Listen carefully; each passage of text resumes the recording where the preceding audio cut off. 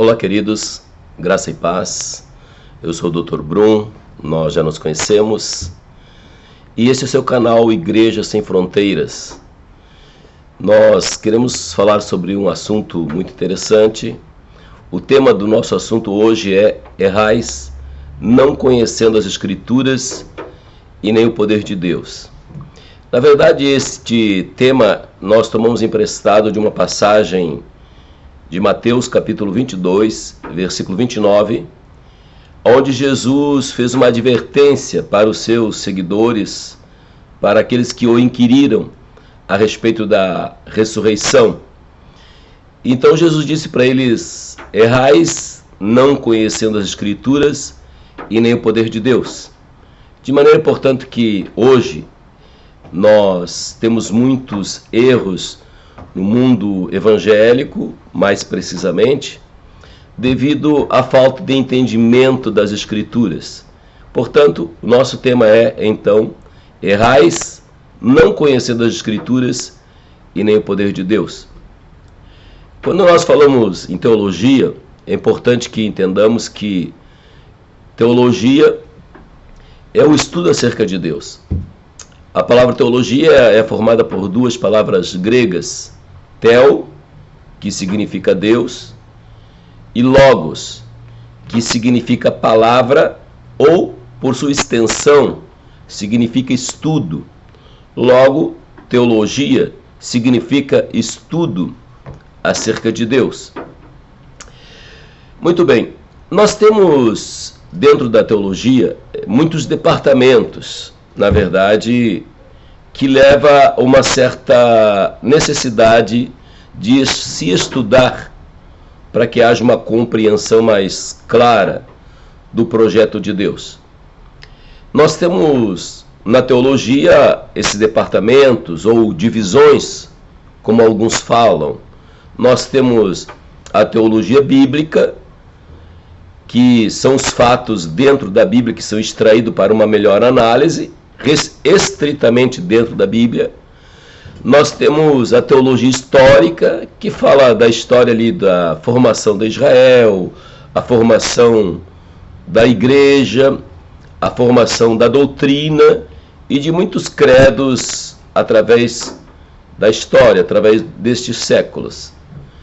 Nós temos também a teologia dogmática, que é uma área que estuda mais a crença de cada denominação, aquilo que eles creem, a profissão de fé. Nós temos a teologia sistemática, que de uma certa maneira abarca todas estas teologias, só que ela apresenta de uma forma muito organizada dentro de cada assunto, para que se haja uma compreensão melhor. E dentro dessa teologia sistemática, nós temos ali o estudo da teontologia, da cristologia, da hermenêutica, soteriologia, armatiologia e muitos outros estudos. Mas nós temos também o estudo da exegese bíblica, que é esse ponto que eu gostaria aqui de nós nos determos um pouquinho. Nós temos a hermenêutica e a exegese. Então, o que seria, no caso, a hermenêutica, que é um pouco parecida com a exegese? A hermenêutica, na verdade, é um estudo onde você procura extrair, o conhecimento daquilo que a palavra está apresentando, daquilo que a mensagem naquele texto está apresentando, com parâmetros gerais. A palavra hermenêutica, ela vem da mitologia grega, do deus Hermes, que era o deus da oratório, o deus da mensagem. Então foi tomada emprestada para apresentar que o pregador, o intérprete, ele deve tirar dali, aquelas orientações, aquele conhecimento da palavra, para poder apresentar então a sua mensagem. E a exegese bíblica, como a própria palavra, a formação da palavra, nós vemos significa extrair do texto, então. Ex vem de extrair. Então, o intérprete, ele deve tirar do texto ali o mais profundo que ele puder da interpretação daquele texto, para ver, na verdade, aquilo que a mensagem quer trazer para nós. Lá no original, nós temos a Bíblia aí que se entende que começou a ser escrita lá pelo século V antes da era cristã. Então nós tivemos aí um período de 16 séculos da escritura, período que foi escrito, tanto no Antigo Testamento como um século aqui, o Novo Testamento. Então são 16 anos, ou melhor, 16 séculos, que se levou para se escrever a Escritura. E que fala muita coisa que nós temos na história passada, e até mesmo nós temos a cooperação de algumas ciências, como a paleontologia, a arqueologia, algumas descobertas, que vêm ratificar aquilo que a palavra de Deus tem nos apresentado. Então a exegese, ela é muito importante para o intérprete, para o pregador, para que ele possa ter um conhecimento real daquilo que a palavra de Deus tem para nós. Qual é a real, autêntica e verdadeira mensagem que Deus quer trazer para nós? Porque hoje nós estamos vivendo uma situação bem delicada, onde nós vemos muitas pessoas que têm até mesmo a boa intenção de divulgar, de pregar, de disseminar a palavra de Deus. Entretanto, essas pessoas não estão preparadas, essas pessoas não procuram se aprofundar no estudo da palavra de Deus e, infelizmente, acabam criando certas heresias, criando certos dogmas que vêm, infelizmente, confrontar, vêm macular a mensagem central da palavra de Deus. Só para você ter uma ideia, nos últimos 10 anos, a Receita Federal recebeu o pedido e até mesmo liberou CNPJ de mais de 67 mil instituições religiosas. Ou seja, o CNPJ é a certidão de nascimento daquela pessoa jurídica, daquela instituição. Então nós tivemos aí nesses últimos 10 anos mais de 67 mil novas denominações, novos grupos religiosos. E, infelizmente, isso está muito banalizado, porque as pessoas não se preparam, não estudam, não têm uma formação teológica e fazem aquilo que hoje é chamado de exegética. Nós temos a hermenêutica, nós temos a exegese e nós temos agora aquilo que é chamado exegese, que significa o quê? O oposto da exegese. A exegese significa você, então, pegar o texto e colocar dentro do texto a tua opinião. O intérprete, ele força o texto a dizer o que não diz. E daí nós temos muitos dogmas, muitas doutrinas erradas. A pessoa, infelizmente, não tem muito conhecimento da palavra de Deus e ele faz uma apelação dizendo que ele é profeta de Deus, que é homem de Deus e que, na verdade, está escrito aquilo assim, assim, assim. E isso vem ferir a mensagem da palavra de Deus. Isso é muito comum, principalmente nos movimentos neopentecostais, onde tem se disseminado muito, em muitos lugares, a pregação do Evangelho, que tem o lado positivo, que tem o lado muito bom, onde nós devemos realmente propagar o máximo a pregação do Evangelho, mostrar a mensagem de salvação, de transformação, mas devemos fazê-lo dentro dos princípios que a palavra de Deus tem nos apresentado.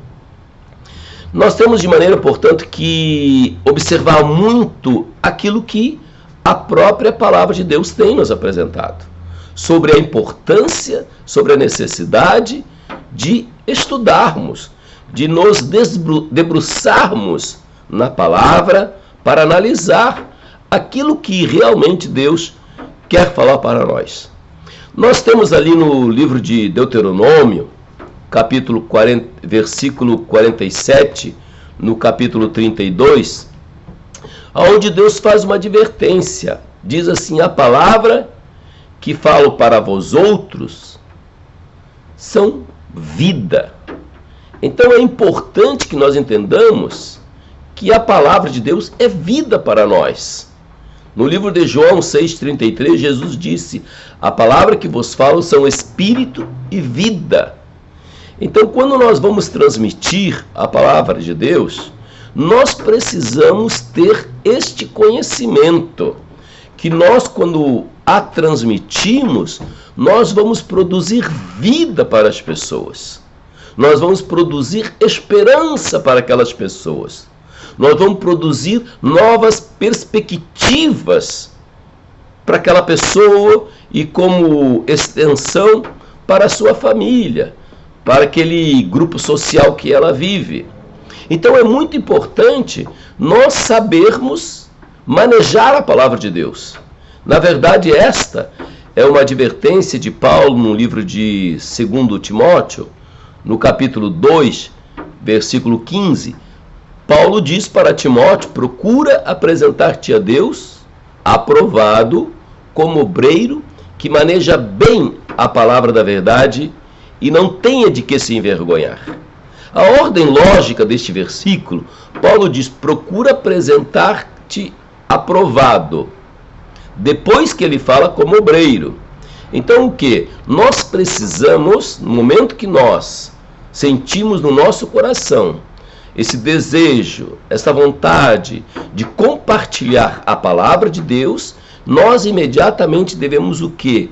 Nos debruçar na palavra, estudarmos a palavra, buscarmos, porque no momento certo Deus nos levanta como um mensageiro, como um pregador da palavra de Deus. Outra observação interessante neste versículo é que Paulo diz: procura apresentar-te a Deus aprovado como obreiro que maneja bem a palavra da verdade. Esta palavra manejar, ela vem de uma palavra grega que significa fazer o corte reto, ou seja, fazer o corte certo, fazer a aplicabilidade da palavra de maneira correta, de maneira certa. Esta é a advertência de Paulo para Timóteo. Nós também podemos aqui discorrer de outros versículos que nós temos no Antigo Testamento, como por exemplo o Salmo 119. Existem 2 versículos que no início da nossa caminhada nós geralmente aprendemos. Ali no Salmo 119, versículo 11, diz assim: escondi a tua palavra no meu coração para não pecar contra ti. Este esconder a palavra significa que você tem ela bem guardada dentro de você. Para não pecar, sabe por quê? Porque quando nós temos essa palavra de Deus em nossa vida, esta palavra de Deus, ela vai servir de norte para nós. Ela vai servir de guia para nós. Ela vai servir de orientações ante todas as situações que nós nos depararmos. A palavra de Deus que está lá dentro de nós, guardadinha, ela vai nos mostrar qual a decisão correta a tomarmos. Quais as palavras precisas que nós devemos proferir. Então é importante que nós tenhamos a palavra dentro da sua essência, saber o que ela realmente quer dizer para nós. E ainda no versículo 105 do mesmo Salmo, diz assim: lâmpada para meus pés é a tua palavra e luz para o meu caminho. Então o salmista está dizendo que a palavra de Deus é lâmpada. Nós entendemos que lâmpada, ela vem o quê? Ela vem aquecer, ela vem trazer o entendimento para nós. Luz para o meu caminho significa que ela vai mostrar bem claro, nitidamente, vai te dar discernimento de situações, vai te dar clareza de situações, para que você possa verdadeiramente se comportar como um homem de Deus, como uma mulher de Deus, como uma pessoa que ama a palavra de Deus, que quer viver numa vida de retidão, numa vida de obediência. Aquela palavra de Deus, ela vai ser lâmpada, ela vai trazer luz, vai trazer o entendimento para você. Então nós temos estas advertências quanto à palavra de Deus. Na verdade, nós temos inúmeras advertências. Lá no livro de Oséias, no capítulo 4, nós temos uma advertência de Deus muito séria.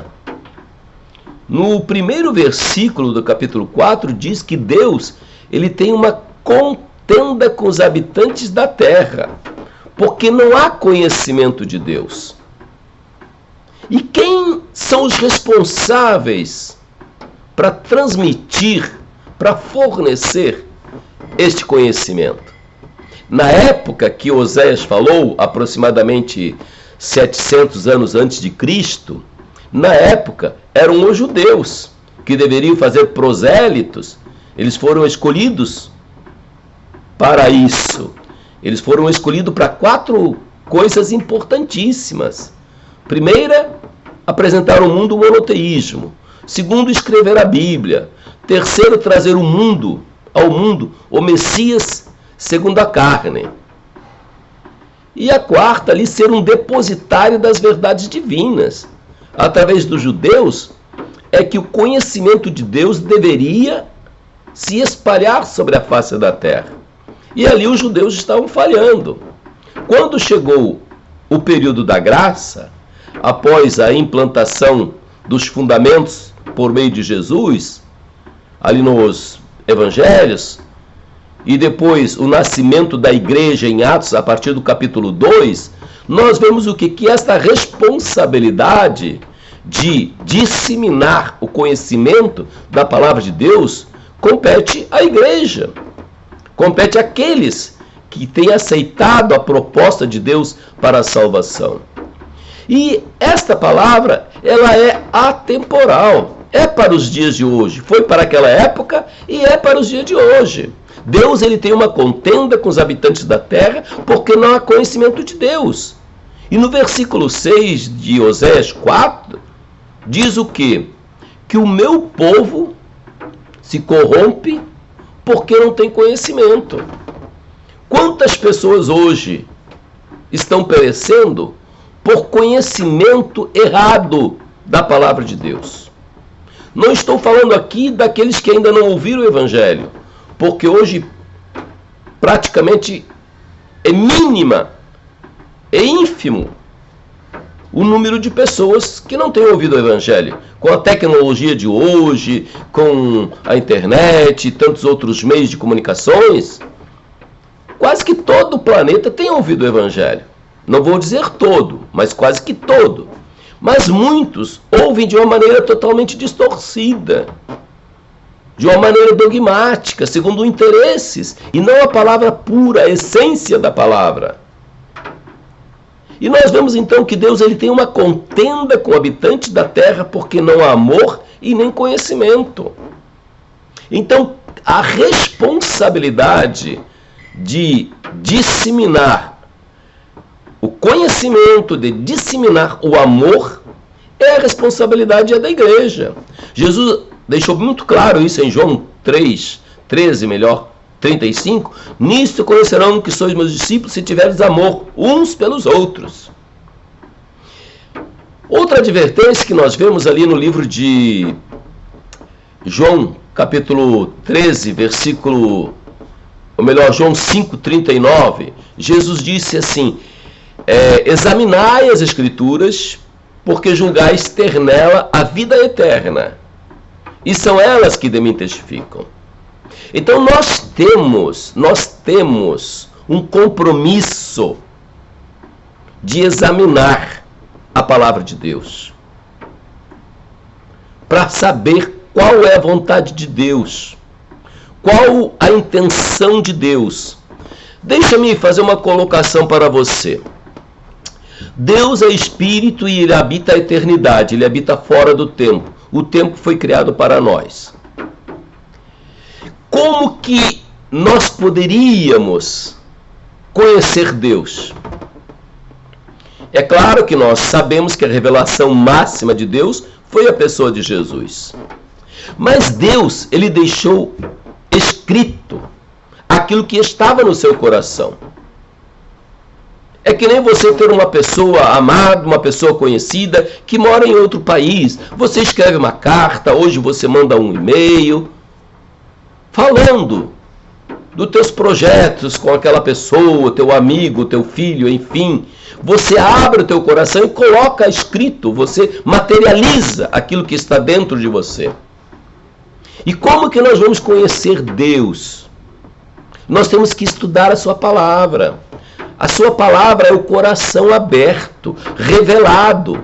O que ele pensa, o que ele quer, o sentimento dele para cada um de nós, o projeto dele para cada um de nós. Então nós temos dentro da palavra de Deus esta advertência, que Jesus está dizendo: examinai as Escrituras. São elas que vão testificar de mim, são elas que vão falar do meu caráter, do meu amor, dos meus projetos, dos meus planos para vocês. De maneira, portanto, que hoje a igreja perece em muitas partes, a igreja está sofrendo situações, até escândalo. Não estou falando somente de escândalos morais, mas escândalos doutrinários, teológicos. É por falta de conhecimento, é por falta de uma aplicabilidade correta da palavra de Deus, é por esse novo neologismo exegese, que tem o quê? Que tem desviado aquela pessoa que tem um coração sincero, que quer servir a Deus com sinceridade.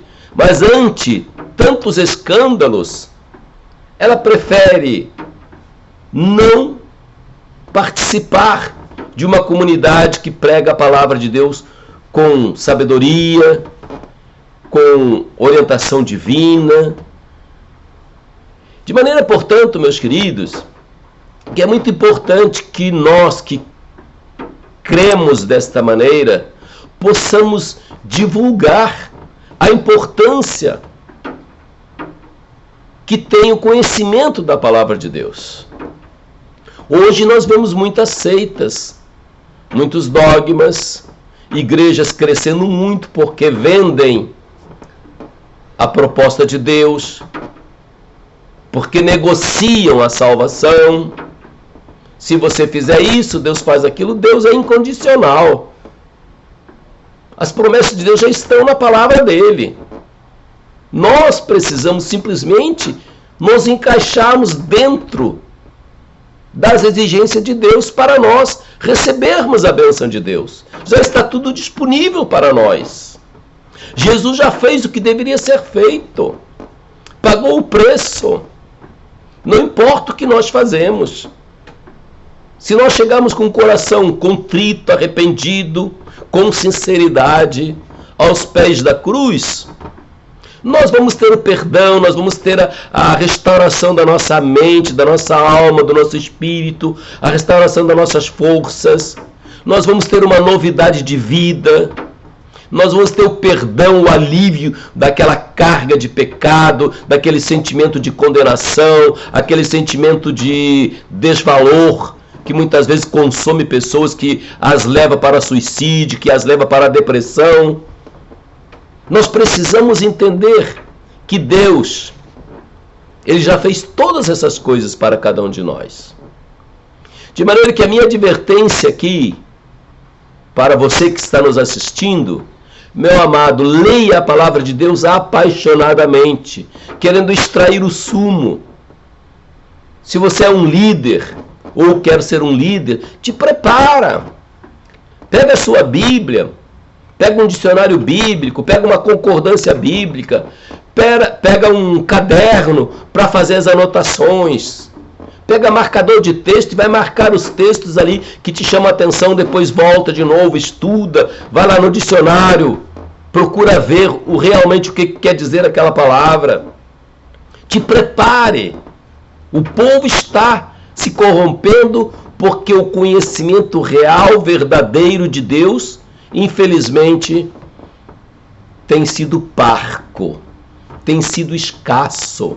Os interesses de muitos líderes de terem igrejas, de terem megas igrejas, e como consequência, uma poupança bem expressiva, eles têm deixado de lado a essência da palavra de Deus. Então eu quero te convidar para você examinar a palavra de Deus apaixonadamente.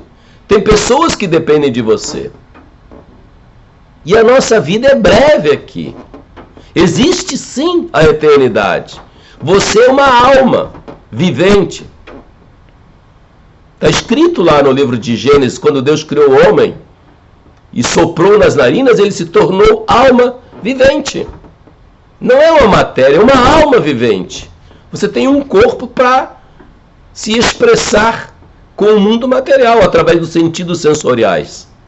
Mas você é um ser espiritual dentro de uma matéria, dentro de um invólucro. E tem pessoas que precisam, urgente, de uma palavra para ajudá-las. Porque esta palavra vai ser vida, como nós vimos. A palavra de Deus é vida. Jesus falou é espírito e vida. Quantas pessoas estão perecendo ao seu lado? E que você poderia ajudar a mudar a sua história. Desperta tu que dormes, diz a palavra de Deus. Amados, não errais por não conhecer as Escrituras. Busque, te aprofunde nas Escrituras. Aqueles judeus lá, eles tentaram embaraçar Jesus, porque eles falaram, Senhor Jesus, tem uma mulher que teve 3 maridos. Ela teve o primeiro, morreu, ela casou de novo, morreu, enfim. O 7º morreu e ela morreu. Lá na ressurreição, qual deles vai ser o marido dela? Jesus então respondeu para eles, errais, não conhecendo as Escrituras e nem o poder de Deus. Porque na ressurreição não se casam e não se dão em casamento. Você precisa, nós todos precisamos diariamente sorver, beber, extrair aquilo que a palavra de Deus tem para nós. Que Deus abençoe você de uma maneira muito especial. Este é o seu canal, Igrejas Sem Fronteiras. Vai lá no sininho, se inscreva no nosso canal, deixe seu like aí. Convide outras pessoas para assistir, porque nosso propósito aqui é propagarmos a palavra de Deus. Que Deus abençoe você de uma maneira muito especial, em nome de Jesus. Amém.